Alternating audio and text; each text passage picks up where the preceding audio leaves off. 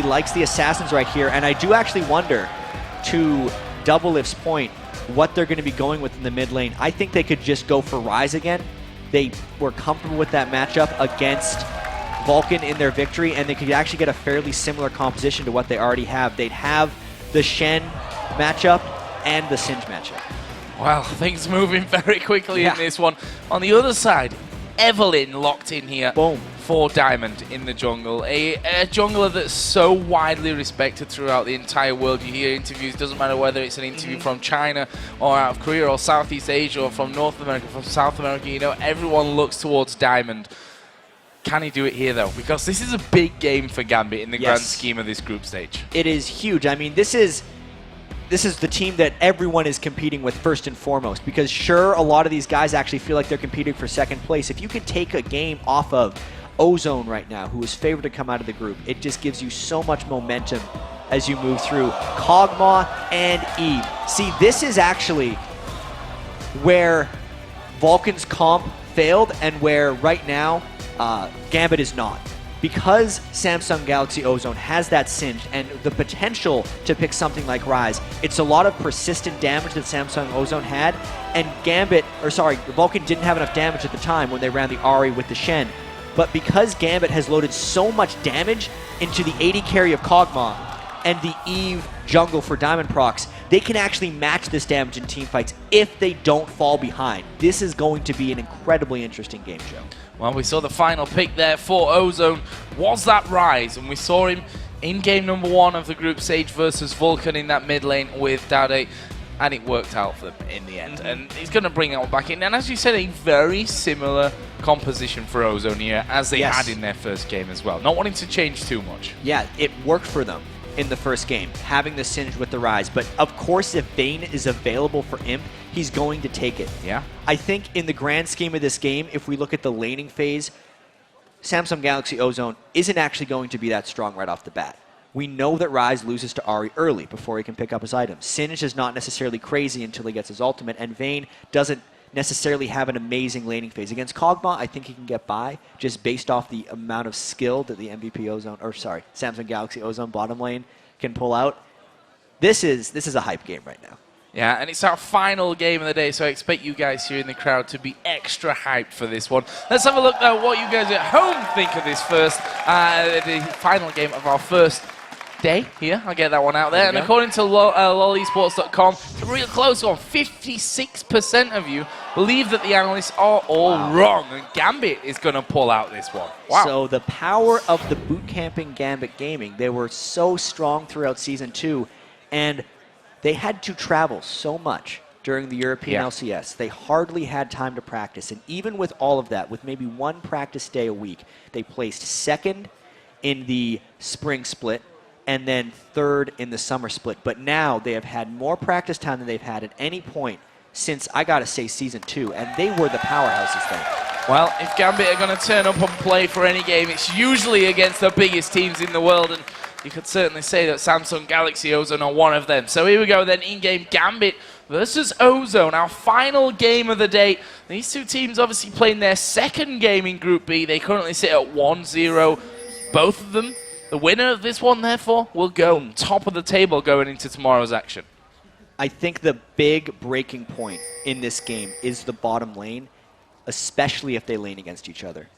Only because Imp and Mata had such incredible success against Vulcan's bottom lane, and in Gambit's victory today against Mineski, Genja and Voidal actually gave up first blood to Mineski's bottom lane. It has been a sore spot for Gambit all throughout the summer split, trying to get that bottom lane synergy back ever since Genja and Edward have been broken up as that pair, with Edward heading over to the North American LCS.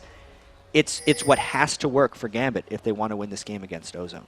And this is a very traditional Gambit lineup, I'd say. I mean, Kog'Maw Sona, that's a Gambit lane if I've ever seen one coming out of Europe, that's for sure. Darian, we heard Crepo say he's a fantastic Shen player, and you've always got to be very, very careful what he brings to the table. On the other side, though, we saw how comfortable Looper is with his Singe, doing ridiculous things, teleporting all over the place and catching people out. We'll see if he can bring the same to the table here, because Gambit are a team that, if you throw them a curveball, they still are able to catch it most of the time. Yeah, and Looper, just to touch on his Singe a little bit, has went with ability power quintessences and a Doran's Ring start. So he's actually starting the game with 30 AP on Singed right now. Definitely looking to do a little bit of damage along with his farming. And just based off of where the junglers are starting right now, we're going to see that 2v2 matchup in the bottom lane. The All-Stars, really. I mean, not really All-Stars of Korea, but Imp and Mata.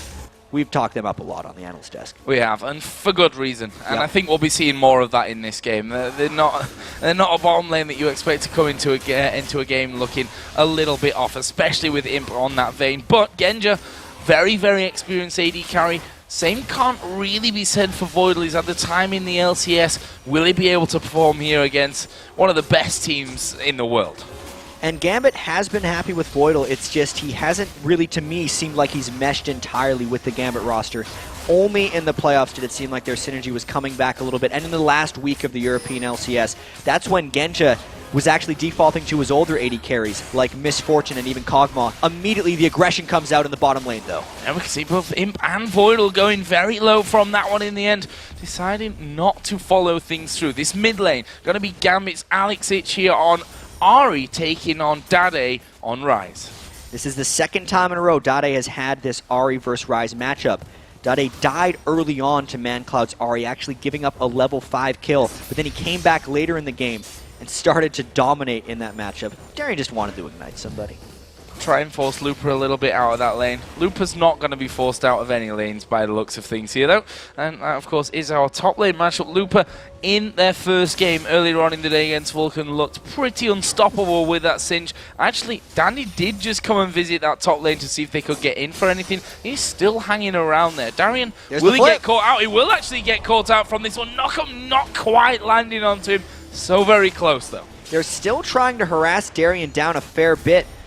And this actually should give Diamond a little bit of time to roam around and maybe try and find something. This could very well create a collision course between Diamond and Dandy, as Diamond is just kind of looking for things to do. Now they decide to back away into their respective junglers.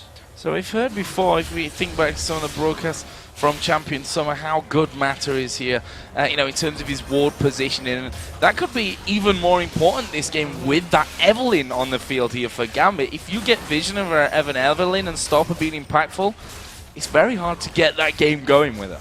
Yeah, pink ward control is absolutely paramount, and it shouldn't be that big of an adjustment for Ozone, even when there's not a stealth jungler in the game. They typically control the map with pink wards. It just becomes even more important. They should be buying more of those throughout the game. I'm actually expecting Dade and Dandy on their first backs to potentially pick up a pink ward apiece, but at least at this point in the game, without Diamond ganking, he's not going for it. Genja taking a lot of damage here once again. Voidal, I able to heal him up nicely from that one, but you see the Imp and Mats are starting to feel comfortable down in that bottom lane. Voidal uses Ignite earlier on, which gives the Ozone lane a 1 summoner spell advantage. Diamond is going to come into the middle. Dandy off to the side from this one as Diamond gets locked up. There's the knockup coming in on towards Alex Ich. Have they got the damage to finish this one off? Diamond is there going slow. There are the flashes over. Can they finish this one off? Dandy actually taking a lot of damage as well. Alex coming back in, but first blood goes down in the end to Diamond, but Alex will finish off, and it will be a 2-for-1 for Gambit. They played it so patiently and turned it around with the first blood plus the 2 kills. And they had a level advantage going into that, so Diamond was actually landing hate spikes the entire time Ozone was chasing them in. Those are those clutch plays that can decide games, the 2v2 skirmishes where skill is such a huge impact in those matchups. We just saw Looper actually. He's like, oh, look at that farm in the mid lane. Let's not let that one go to waste. I'll head straight down there with my teleport. We got like 3 and I'm just going to recall. Worth. No problem. Yeah, that's the definition right there. Yeah, he's headed home. Doesn't anyway. even have enough for a catalyst right now. He just has to pick they're up going to get boots. boost. That'll be enough, I think, for Looper at this point. In Looper's defense, he had some pretty good teleports in the other game. He did. Also, he had the lane pushed up so far for Darian, and he was already a little bit low on resources. He's not losing out on too many minions of his own for going for that one. There's actually more action in mid lane, though. Well, Dade is dead. That's not good news for him. And we talked about Diamond and how he's going to have to get the ball rolling earlier on. We also talked about possibly Dade having to pick up ping wards. Let's watch that one here again. Listen, this is a level 6 Diamond and a level 6 Alex Ich against a pushed up Ryze without ward control. You're going to die. You cannot make mistakes like this on this level of playing, and Gambit is going to get a Dragon out of it as well, unless Dandy can pull off a miracle 1v3 steal. Well, he's heading in there. We see Mata is coming Diamond in as well. doesn't have Smite up, actually. No, he doesn't have Smite up here. This could actually be a little bit dangerous for them. Turns out, not dangerous at all, and Gambit are going to pick up the first Dragon of the game here, and look at that gold lead already, Jack. Solid start for Gambit. So one thing that's interesting in all of these matchups, we've seen the games that SKT has played, and also the first game for Ozone. I don't think a Korean team has actually won an early game here yet in the World Championships, but they have come in so strong in the mid and the late game. Looper steals the blue. We talked before the game, during Champ Select, that Ozone's laning phase would not be aggressive. They would essentially be on the back foot throughout, because Ryze needs to hit his items, Imp needs to be able to get his Blade of the Ruined King, and Looper has to get some levels under his belt. So it's actually about stopping the bleeding of Gambit right now. From Gambit right now, because Gambit's putting a lot of pressure on Ozone early on, and it's a matter of whether Gambit can keep that up. One thing that's interesting, Diamond's Evelyn right now ahead healthily in CS, but also has spent a lot of time on this middle lane. And it seems to us obvious now looking at this, the game plan from Gambit was get Dade out of this game completely. And up until now, they've done a great job of it. As long as they can keep his farm down. That's the tricky thing about Ryze, is you see them die so much, but if they're farming, it's good. Oh, Mata! Look at this! Wow, that was a terrible miscalculation. Voidal threw down the Ignite there as the flash came in from Mata, and the kill picked up, and that was all just very messy coming out of Ozone. What is happening to Ozone right now? Because with all the talk up right now, those are a couple mistakes they've made here. Dade losing himself in the mid lane, not recognizing that he was against 2 level 6s, and then in the bottom lane, Mata flashing in to not get a kill back. 3,000 gold lead already at 9 minutes for Gambit, who were the Season 2 powerhouses, and, you know, calling them a dark horse because a lot of them are predicting them for 3rd in the group is a little generous, but man, they're playing well so far. Oh, there's Diamond meeting Dandy inside of the river, slide away as that pink ward was put down, but Gambit have got a pink ward of their own, and they control that vision a little bit longer there in that lane. Top lane, we see that Looper, despite the time that he's had here, is still behind of Darien, and this is one thing that Darien does well. He'll quite happily sit on his island in that top lane and just farm away. Got a lead there, he's happy. And Dandy needs to make a lot of plays here to get to get Ozone back in the game. He had 90% kill participation in their win over Balkan, and he's got 100% kill participation right now. They just got to get some more kills. He needs to be able to create for them. Well, here we see Looper stealing away Wolves at this point. He's got a couple of deep wards down there. Is the miss actually coming out from the jump? They don't care. They're going down for this one. There is Darien coming in. Misses a taunt, but he'll get the kill anyway. Now he's locked up perfectly between the turrets here fighting against Andy. Looper and Mata are coming in, though. This is going to be an extended fight, and Darien is in a lot of trouble. Let's see how good Darien's ninja skills really are. He waits in from this one. Ward gets put over the side. Darien will go in, and there is Imp, and they don't want to give these kills over towards that Vayne, but Imp in the end will pick that one up. It was a 1-for-1 trade in the end. Dade it was that went down, so he's continued to be shut out of this. Once Alex missed the charm, Gambit should have fallen back from that one. Even though they got a 1-for-1, it was killing a already behind Ryze, and it gave a kill to the all-important Vayne that Imp is commanding right now. That is a good trade for Ozone, as we know they're going to be on their back foot for quite some time. They just need to hit their items, and then we're going to really start to see this game take off. Yeah, freezing up that lane nicely here is Imp. Have a look down his items right now. Upgraded to those Berserker Greaves. Got himself that Vamp Scepter in there with a single Doran's Blade as well. On the other side, Phage coming out for Genja along with the Berserker Greaves and double Doran's Blade. 2 games that we've seen Genja, and he's not picked up more than 2 Doran's Blades. He's a new he's man. going for a Trinity Force. He's got to pick a lot of components already. Double Doran's is already a little much for someone who does Trinity Force. Most Trinity Force users just go for the 1. He's hitting pretty darn hard here right now, though, and the Phage on Kog'Maw is actually a little curious. For some reason, I thought he was on Corki all of a sudden because I saw the Phage, but maybe we could see a Trinity Force Kog'Maw coming out here. This is a little weird.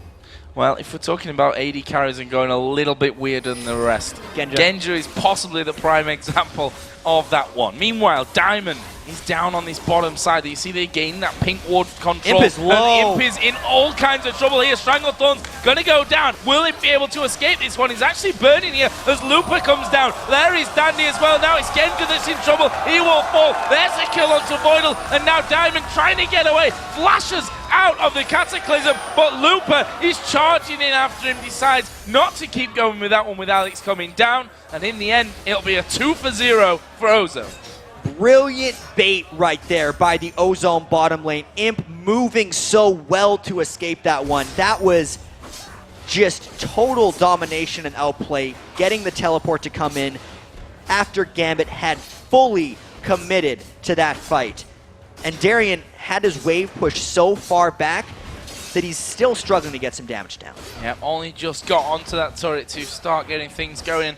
Got it down to less than half at this point, but Looper is already well on his way back towards that outer turret, and I don't think that Darien not going to be able to finish that one off with this wave. I say that, and Looper's headed straight towards those minions, and Darien, a man who's definitely not scared. We've seen that many a time from him in the European LCS and in previous other events as well, that he will quite happily stand on that turret and risk his life a couple of times. Let's call it that. Yeah, he doesn't mind dying as long as it's better for the team, or even if he's already died a lot, then he's just willing to die a little bit more. Yeah. I think Gambit here does need to be very cautious about the potential of Ozone's team composition as far as just overall scaling goes, because while Gambit has loaded in a bit more sustained damage, there's still a little bit up front, especially from Alex Ichizari. It's going to be hard for him to be effective later on in the game if Looper and Dade get too much farm. So far, Gambit's done a very good job keeping Dade down, but Looper and Imp are getting going a little bit. And Alex can really only pick one as far as what he's going to kill, and knowing how elusive Imp is, life actually could become fairly difficult for Gambit, despite this large early game advantage they seem to have been building up. And a lot of teams that we've seen today playing against the Koreans have had early game advantages, only to see it slip away from them. These are teams that you have to not only kind of beat down early, but you have to make sure you tread them into the ground afterwards, because they will rise up and take you straight back down with them. There's Darien and Looper once again bashing heads basically up in this top lane. They're very even on CS and in terms of kills and deaths right now. Genja in this bottom lane has still that lead over him, but that kill earlier on, you can see, leaves them very, very even overall in gold. There's about 70 difference it's a between couple them, creeps at the very most, and that's actually exactly where Imp wants to be, at least in the laning phase, because he knows how potent he can be in team fights. Diamond looking to stop this as well, though. They know Looper does not have his teleport up, and that would be a very bold dive, since they have not even gotten harassed down onto Imp or Mata. There is a flash up for Voidal if he wanted to go for a flash crescendo.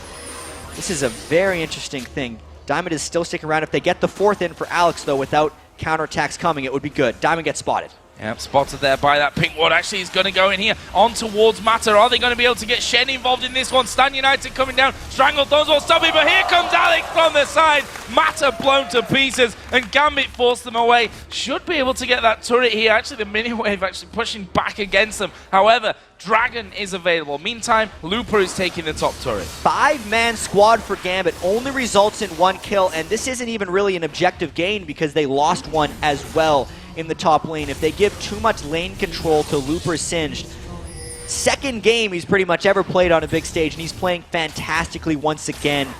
It was a nice idea from Gambit, but they almost overcommitted, giving Looper a bit too much time to farm. The Shen ult was unnecessary. Yeah, and we can see earlier on we were talking about Darien versus Looper, how even it was in terms of creeps, despite them bashing heads and constant aggression against each other in that lane.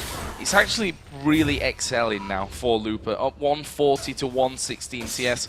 See if Darien here, with a couple of waves being pushed against his inner turret by now, whether he'll get himself back up to standards with that one.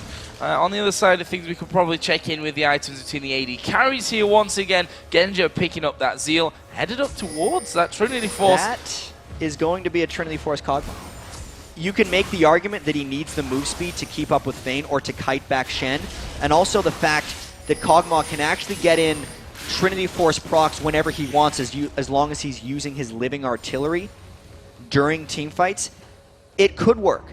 I'm not calling it out right here because Genja has been known to find some brilliant builds in the past. He also built Tier on Varus. That was not as brilliant, but this one has potential. This one has potential, and we're not going to judge it before we've seen the end result. We saw Dandy there in that top side of the brush here, and won't take much really for him to be spotted, but he's still there. There is Flash and Barrier up on Genja and Voidal, though. Plus, if Diamond gets around, he's going to have that Eve ultimate up in time. Dandy, even though he's still got that 100% kill participation, has been spending a lot of time waiting around in this game. And he's still waiting around here on the bottom. Diamond actually backed away. Is now coming back just in time as Dandy actually backs away from that one as well. So, kind of exchange of positions in this one. Diamond is still on that bottom side of the map doing his golems. Dandy backing away now. Actually went over a ward there earlier on, which is why I didn't even spot that in the Tribush. That was there earlier from Diamond. And Looper wants to make another play here in the bottom lane. This could be the counter gank because Darien does not even have Stand United up yet, and Diamond is going to be looking to get aggressive, seeing as he's been waiting around for so long and kind of hunting. Looper could come and just ruin Gambit's day if things go wrong. We have Dandy waiting off to the side. Diamond actually going to spot him here, and that's a crucial bit of vision that they've picked up. The blue buff is actually available. We'll see if they try and invade for this one. Alex had started to move around from that middle. This outer top turret is still alive, despite all that free time that Darien's had in there. Let's not forget it was pushed up to pretty much his inner turret by the time Looper went down towards that bottom lane. That will finally get finished off here. First turret of the game for Gambit. These guys are trading a lot back and forth, and still a 4,000 gold lead is nothing to laugh at here from Gambit. Ozone came down from a similar gold deficit against Vulcan already today, 2 games ago in the group stage, so we cannot count them out here. Kind of checking in with Dade's rise. He's actually only 10 minion kills behind Alex, despite getting obliterated in the laning phase. If you're not shutting down Rise's minion farming and tier stacking, he is still going to be a potent damage dealer in the upcoming team fight. So Ozone is still sticking around in this one. And I always say, you know, the mark of a good team are ones that know how to come back from deficits. Obviously, it's nice to not get deficits in the first place, but playing League of Legends, that's going to happen from time to time. And every game so far today in the World Championships, the Korean teams have fallen behind early. OMG was able to close out SK Telecom, but other than that, Ozone came back in the first one, and they're going to have to do it again. Well, interested to see how Alex's impact will really sway this game here as well. That DFG now in there and finished, but he's been relatively quiet, trying to sneak down toward this bottom lane a couple of times. Didn't really get the free time to do that one, and has not been able to get in there on towards Dade either for a 1 versus 1 kill. So he's been relatively quiet from that one. It's not obviously going to stay that way. This game kind of quick at the start, a little bit slower as the last few minutes have ticked away, but at some point this one's going to explode. Gambit has been doing a phenomenal job just keeping up right now. Alex with his Deathfire Grasp, even with the defensive build from Dade, but Voidal can't get caught like that. Here's a fight. Got the crescendo down from this one. Stranglethorn's coming in. Voidal going so very, very low. Looper has teleported down as well. But look at him taking so much damage. We'll have to use the barrier. Cataclysm goes down. Darien going to charge on through. Here comes Diamond and Genja. They've managed to get the slow down. Looper charging on the way back towards his turret with that ultimate and his ghost running. And now Alex moving in. Misses the charm. That's not going to allow him to lock up the rise, but a 2-for-1. Brilliant turnaround from Gambit. Getting the teleport out and then still coming out on top. That fight was all about Darien closing onto Imp. Imp tried to make his textbook escape, but barely Darien was able to track him down. Gambit roamed with Ozone and came out on top. This is going to be turret number 2 here for Gambit going down in that bottom lane. 20 minutes, 50 seconds on the clock. And a 6,000 gold lead coming down now for Gambit as well. Looking very, very promising for them as Alex here going to get engaged upon by Dade. Look how low it's taking him. Alex forced to use his ultimate to get away from that one. I really have to give credit to Dade for the pick of Rise, not necessarily his early execution of Rise. Oh, look out, Darien. Oh, stunned over the wall, stunned against the wall there. Actually, Imp, nothing that he's got there to follow up. Obviously, used that flash earlier on. Darien lives. The timing of that, though, was exceptional for Ozone because they know there's no Darien in this potential Dragon fight. There's also no Crescendo for Voidal. If Gambit wanted to contest it, it is extremely dangerous. I think Gambit should just go for a lane, but they're actually pinging. Diamond wants to try and steal this. Diamond coming around, actually getting rid of that pink ward there. That might allow them to force some pressure as Ozone start to engage. Daddy is a little bit isolated and he's forced a flashback to the safety of his team. Funnily enough, though, it bought Ozone enough time to pick up Dragon. All right, so they're trying to get some objectives back, but since they actually took a lot of damage in that fight and now the Shen is returned, Gambit could just get a turret right for this one. Yeah, maybe more. Maybe more here. They've got complete positional advantage. See Danny just sliding on through to get behind that turret to defend it, but where's the rest of the team? They need someone in. Loopers off to the side. Ozone might look to fight this one as the turret's going very low. Gambit initiate! There is a throw of Alex Hitch back in. He will just Spirit Rush straight back out as a Crescendo comes down. Looper though, Dandy's already dead. Taunt from Darien. They're not finished. Matter, he's going to get finished off. It's now Imp and Dade to save this fight for them. Diamond comes around the side. Imp still charging on down onto him. Is he able to get him? Yes, they were able to finish off in the end. That was a passive of Zyra actually that got the kill. But that will be a 3-for-1 and 2 middle turrets. And you were right, Joe. This game is speeding up. Dragon right into 2 turrets and a big team fight. Imp trying to get some sneaky moves going on, but Genja and Darien are there to stop him. That last fight was really just Ozone almost trying to put up a bit of a last stand. This is becoming a 7,000 gold lead now, and unless Ozone starts taking some significant risks, they're going to lose out in the overall gold game and just lose their ability to hold out. And Gambit are not generally a team that throw away leads. We'll discount the game against CLGU back in the day because that's a different story altogether. But generally when this team gets ahead, they're able to hold it. They know how to win games a lot of the time without even taking Baron. I'm not sure that this will quite be that kind of cutthroat finish game that they're looking for. But if we look down the items, you see they have so much burst potential with both Diamond and Alex carrying DFGs now. And that is actually Diamond's textbook or signature Eve build. So many other Eves will just stack the magic penetration, but Diamond loves to go for that Deathfire Grasp just to amp his ultimate even more as he's trying to initiate these fights.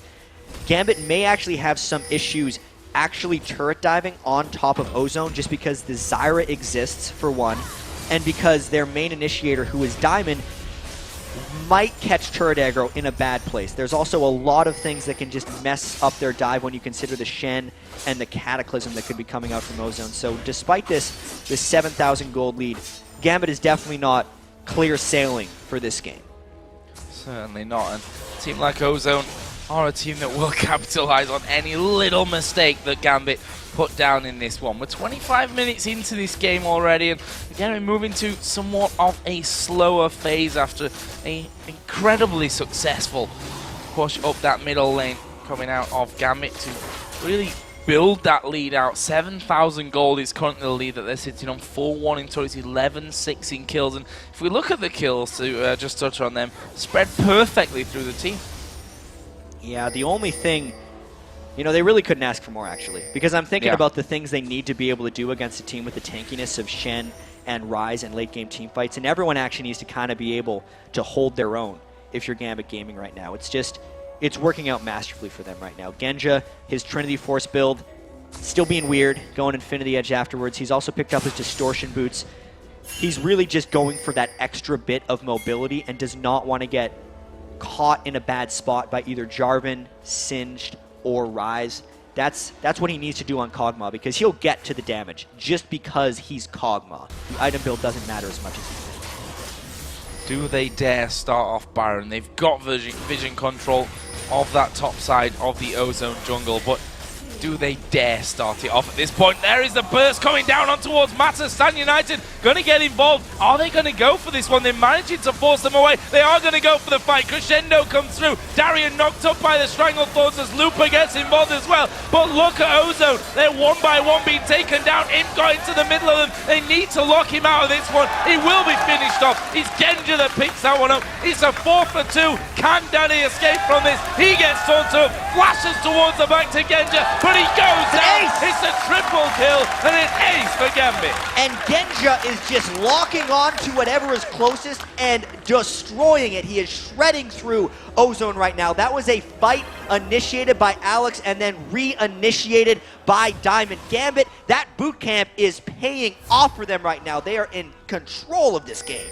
Well, did we ever doubt it? Let's have a look at that fight another time, because it was pretty crazy. Yeah, and the thing that made Ozone want to stay in on this one is the quality of the Mata ultimate right there that he put down. It actually delayed the team fight and allowed Imp to go in pretty strongly, but he couldn't get the finish. You can see Imp moves around team fights so well, but the rest of Ozone was trapped in the back, getting shredded by Genja's Kog'Maw, and it just did not allow Imp to be finished off here. Dade tried to make a big play at the end, getting AoE with his rise, but Genja and the rest of Gambit had too much lockdown, too much damage, and let's be honest, that was a 3v1.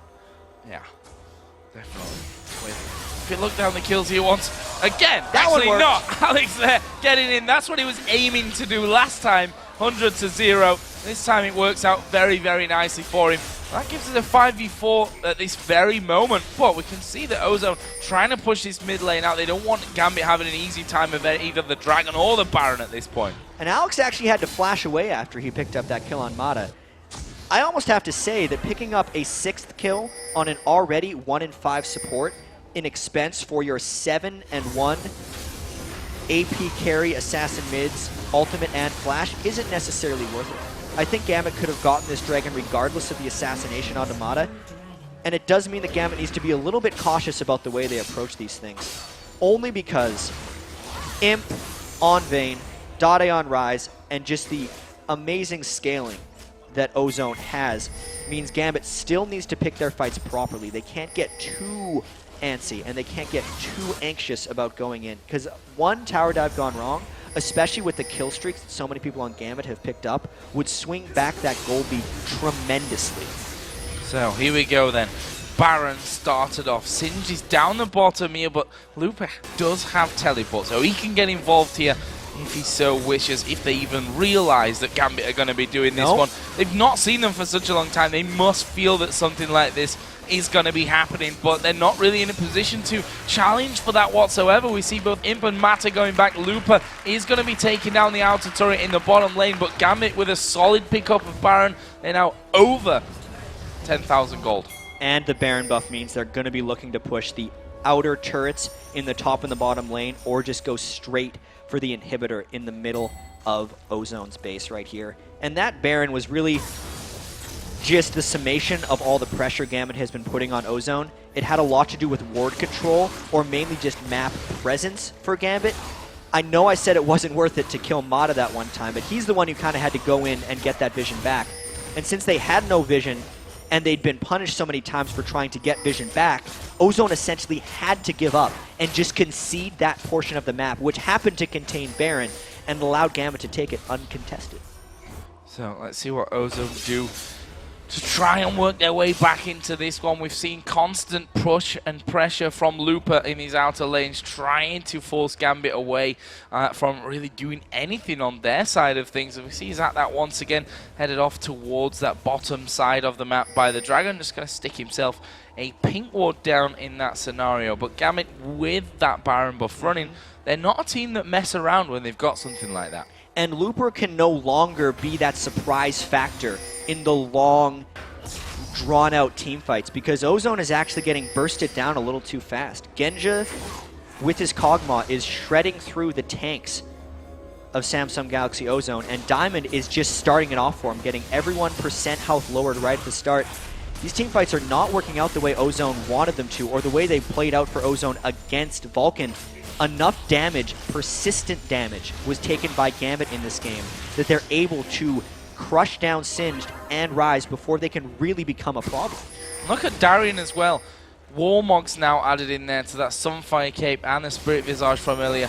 He is not scared of dying now. I mean, he never really is anyway. Doesn't matter what items he's got, but at this point, he's probably feeling like he's on top of the world, and they may come in. Yeah, Diamond is looking to go in the back here. This is the danger turret, I like to call it. This is the turret where teams get aced, but Gambit says, yeah, we don't need that. We're going for the middle inhibitor. This is something they do really well, and we've already seen it from them earlier when they took 2 turrets in that mid lane. This one gives them a third. Just a simple positional play there, catching Ozone out, and Darian is looking like he wants to go for a taunt. This is a very curious fight right now because while if they catch a charm, they can burst out any member of Ozone. Ozone could fall back to the double Nexus turrets, and it could be a dangerous dive. There are so many free treats outside of that spot for Gambit right now. They're just going to go and take those. This outer turret is one of them. And setting up a bit of a trap while they're at it. They've got Genja and Darian pushing the turret himself. 3 of them actually hanging around here between mid and the middle lane there as Danny. Is he going to go down from this one? He is absolutely destroyed. Stan United comes in. Imp is down to less than half HP. He needs to stay alive here, but he's not going to stay alive. Darian will take him out. Looper in the middle of them. There is Genja flashing in. He's going to go now on towards Mata. Surely be able to finish him off from this one as well. He's close to getting away. Roots him underneath the turret. Looper died in the end as well, and it's now only Mata to save Ozone here from a Gambit defeat. And Joe, this looks like a landslide victory for Gambit. They never let Ozone back in, and there is the surrender. Surrender, brilliant victory here from Gambit. A well-deserved, thoroughly deserved victory.